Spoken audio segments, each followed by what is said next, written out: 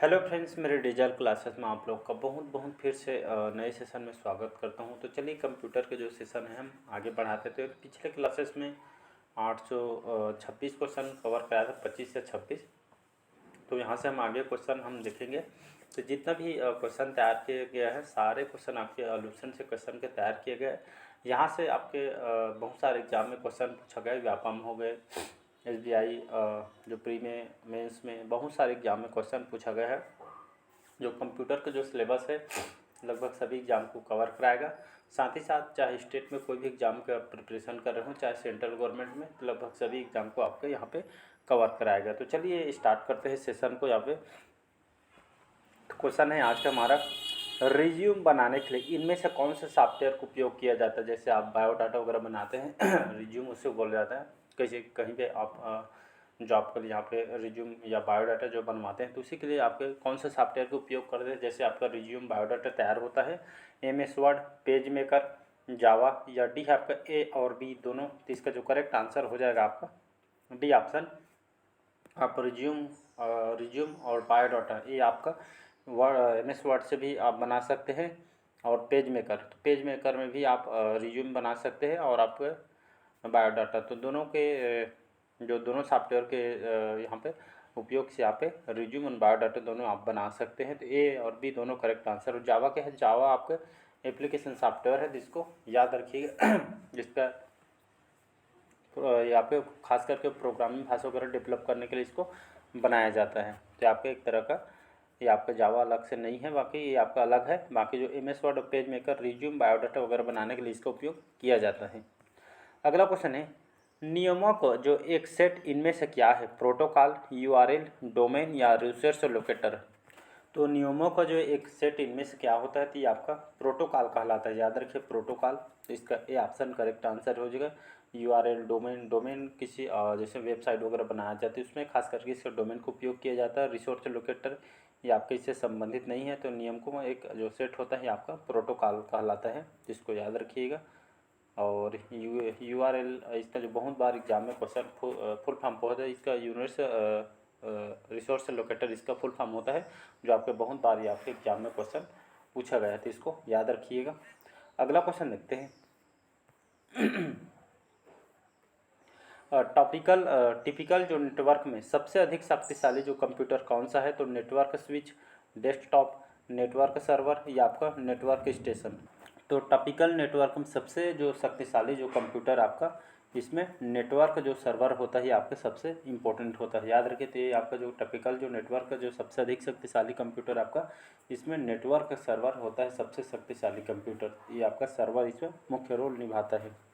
अगला क्वेश्चन देखते हैं। अगला क्वेश्चन है, अधिकतर जो प्रोडक्ट पर प्रिंटेड लाइनों में पैटर्न को क्या कहा जाता है। अगर इसका अच्छा से मैं एग्जांपल बताता हूँ।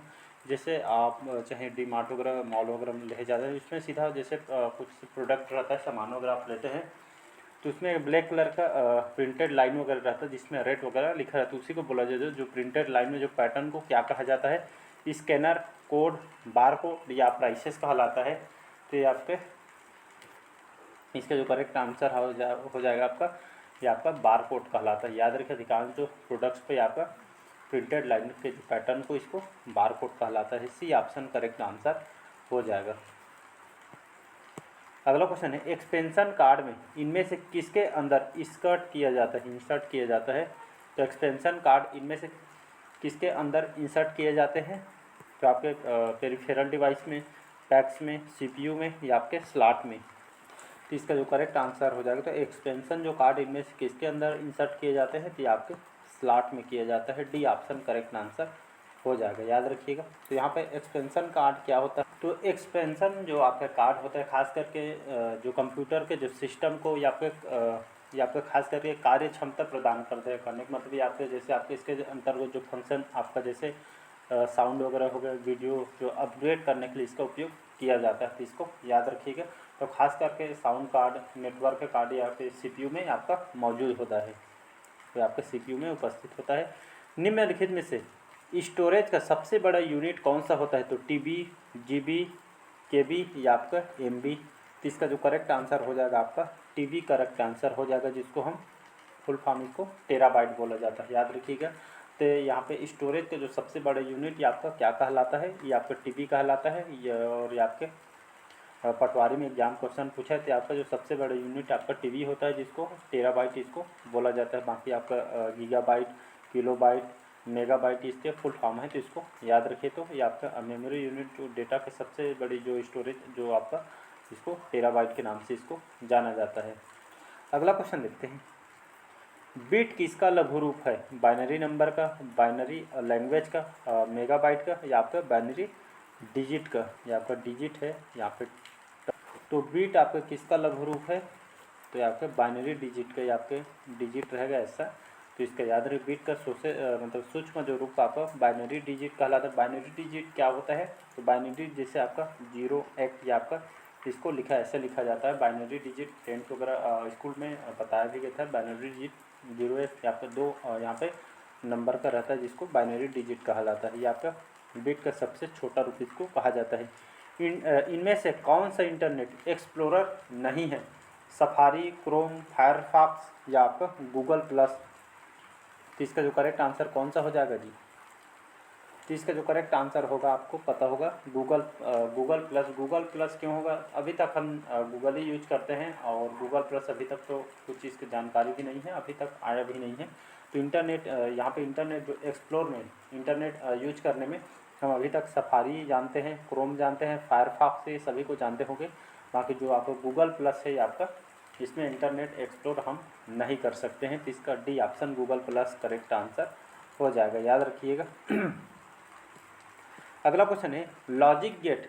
ये आपके क्या है, लॉजिक गेट क्या है, तो एक कंप्यूटर गेम है, एक सॉफ्टवेयर है, एक विशेष सीडी है, या एक प्रकार का आपका सर्किट। तो लॉजिक गेट आपका क्या है, तो ये आपका एक प्रकार का सर्किट है। तो ये आपका एक तरह का लॉजिक गेट आपका एक तरह का रास्ता भी समझ सकते हैं। तो एक इलेक्ट्रॉनिक परिपथ है, रास्ता जो आपके विद्युत धारा प्रवाह आपकी करती है। इसके साथ ही आपके विद्युत को या तो रोक भी सकती है और आपके प्रवाहित भी कर सकती है। आपके ये खास करके आपका एक इलेक्ट्रिसिटी देने का माध्यम है, समझ सकते हैं। जैसे आपका इसी तरह आपका and gate, not gate, nor gate, nand gate, आपका वार गेट, बहुत सारे इसके प्रकार हैं, तो इसको याद रखिए। जैसे आपका वार गेट, एनडी गेट और आपका नॉर गेट, एएमडी गेट और आपका लास्ट में नॉट गेट। ये आपका जो लॉजिक गेट के 5 प्रकार के होते हैं, तो इसको याद रखिए, इसको लॉजिक गेट बोला जाता है, तो इसको याद रखिएगा। अगला क्वेश्चन देखते हैं। अगला क्वेश्चन है कंप्यूटर पर इंफॉर्मेशन किस रूप में स्टोर किया जाता है, एनालॉग डाटा में, वाट्स डाटा में, डिजिटल डाटा में, या आपका मॉडेम डाटा में। तो इसका जो करेक्ट आंसर हो जाएगा आपका डिजिटल डाटा करेक्ट आंसर हो जाएगा। तो कंप्यूटर पर जो हम इंफॉर्मेशन जो नोटिफिकेशन होता है, ये आपका जो निर्देश वगैरह रहता है, तो ये आपका डिजिटल डाटा के रूप हम स्टोर किया जाता है। तो इसका सी ऑप्शन करेक्ट आंसर हो जाएगा। तो कंप्यूटर पर इंफॉर्मेशन किस रूप में स्टोर किया जाता है, तो डिजिटल डाटा के रूप में इसको स्टोर किया जाता है। अगला क्वेश्चन देखते हैं। सीपीयू और आईओ के बीच सिग्नलों के मूवमेंट को इनमें से कौन नियंत्रण करता है या मेंटेनेंस करता है, ALU, memory unit, control unit, या इनमें से कोई नहीं। तो इसका जो करेक्ट आंसर हो जाएगा आपका, ये आपका कंट्रोल यूनिट इसका करेक्ट आंसर हो जाएगा। सीपीयू जिसका फुल फॉर्म होता है सेंट्रल कंट्रोल प्रोसेसिंग यूनिट, इसका फुल फॉर्म होता है, जिसको याद रखिएगा। और तो कई बार एग्जाम में क्वेश्चन पूछा है, सेंट्रल प्रोसेसिंग यूनिट इसका फुल फॉर्म होता है। तो हाल ही में जो सीपीयू और आईओ के बीच जो सिग्नल का जो संचालन या इसका नियंत्रण आपका कौन करता है, तो ये आपका सिग्नल का जो कंट्रोल यूनिट जो कि आपके ये आपका मेंटेनेंस या इसका संचालन आपके खास करके इसको नियंत्रण कर। तो आपका सीपीयू आईओ क्या होता है, आपके इनपुट और आउटपुट जो सिग्नलों के मूवमेंट को नियंत्रण कौन करता है, तो आपका कंट्रोल यूनिट इसका करेक्ट आंसर हो जाएगा। इनपुट को आउटपुट में रूपांतरण इनमें से किसके द्वारा किया जाता है, पेरिफेरल्स के द्वारा, सीपीयू के द्वारा, मेमोरी के द्वारा, या इनपुट और आपके आउटपुट के द्वारा। तो इनपुट को आउटपुट में जो रूपांतरण इनमें से किसके द्वारा किया जाता है, कि आपके सीपीयू के द्वारा किया जाता है। B option. सीपीयू का फुल फॉर्म क्या होता है, सेंट्रल प्रोसेसिंग यूनिट इसका फुल फॉर्म होता है, तो इसको याद रखिएगा। तो इसके सीपीयू करेक्ट आंसर हो जाएगा। तो इनपुट के आउटपुट में तो रूपांतरण आपका सीपीयू के माध्यम से होता है। सीपीयू को कंप्यूटर के ब्रेन के नाम से जाना जाता है, कंप्यूटर का मस्तिष्क के नाम से जाना जाता है, या कंप्यूटर का मुख्य पार्ट्स है, तो इसको याद रखिएगा। अगला क्वेश्चन देखते हैं, कंप्यूटर इनमें से कौन सा कार्य नहीं करता है? इनपुटिंग, अंडरस्टैंडिंग, कंट्रोलिंग या आपके आउटपुटिंग? तो इसका जो करेक्ट आंसर हो जाएगा आपका इसका अंडरस्टैंडिंग। याद रखिए कंप्यूटर इनमें से कौन अंडरस्टैंडिंग कार्य नहीं कर सके। तो मशीन है सभी जानते होंगे, तो जैसे मानव जैसे काम करती है उस पर मशीन जो है आपका बहुत ही फासला होता है। तो आपका एक तरह का मशीन है, तो इसमें आपका इनपुटिंग, कंट्रोल, आउटपुट ये सब कर सकता है, लेकिन अंडरस्टैंडिंग आपका नहीं कर सकती है। तो इसको याद रखिएगा। अगला क्वेश्चन देखते हैं, गणना जो संयंत्र है एबाकस का आविष्कार इनमें से किस देश में हुआ है? भारत में, यूनान में, चीन में या आपके अमेरिका में, जिसको यूएसए बोला जाता है? तो इसका जो करेक्ट आंसर हो जाएगा अमेरिका, जिसको हम यूएसए बोलते हैं। तो खास करके सबसे पहले जो इस गणना संयंत्र एबाकस का आविष्कार यूएसए के द्वारा बेबीलोन में किया गया था, और सबसे पहले यहाँ एक गणना किया गया था। तो खास करके इस गणना के कैलकुलेशन के लिए यहाँ पे इसका उपयोग यहाँ पे अमेरिका में इसका उपयोग किया गया था। तो इसको याद रखिएगा, फिर धीरे धीरे आपका सभी जगह इसको उपयोग किया जाने। तो ये थे आज के जो इम्पोर्टेंट क्वेश्चन, तो इसको याद रखिएगा। तो अमेरिका इसका डी ऑप्शन करेक्ट आंसर हो जाएगा। तो चलिए आज का जो सेशन यहीं तक रखते हैं, बाकी जो क्वेश्चन है 841 क्वेश्चन हम अगले पार्ट में स्टार्ट करेंगे। तो आज का सेशन कैसे लगा कमेंट करके ज़रूर बताइएगा, और साथ ही साथ आपका स्कोर भी बता सकते हैं, तो इसको याद रखिएगा। और आप छत्तीसगढ़ की जीएस कंप्लीट पढ़ना चाहते हैं तो लगभग कल ही मैंने छत्तीसगढ़ के जितने भी राष्ट्रीय उद्यान अभ्यारण्य है उसको ख़त्म किया हूँ। आज नया चैप्टर स्टार्ट करेंगे। मॉर्निंग में आपका हिस्ट्री कंप्लीट कराया हूँ, मैं हिस्ट्री पढ़ाता हूँ, जिसमें आपका मॉडर्न हिस्ट्री कंप्लीट हो चुका है। इससे आपको लगभग 6 या 7 पार्ट आज आपका एंशिएंट हिस्ट्री, इसके बाद हम मध्यकालीन इतिहास को, मिडिवल हिस्ट्री को स्टार्ट कर देंगे। तो फिर हम दूसरा सब्जेक्ट इसके बाद हम पढ़ेंगे। तो यहाँ पे देख सकते हैं, पढ़ सकते हैं, लगभग सभी एग्जाम के लिए इम्पोर्टेंट है, तो इसको याद रखिएगा। तो चलिए मिलते हैं अगले पार्ट में। आज के ये सेशन यहीं तक रखते हैं। अच्छे लगे चैनल को लाइक शेयर सब्सक्राइब कीजिएगा। Thank you.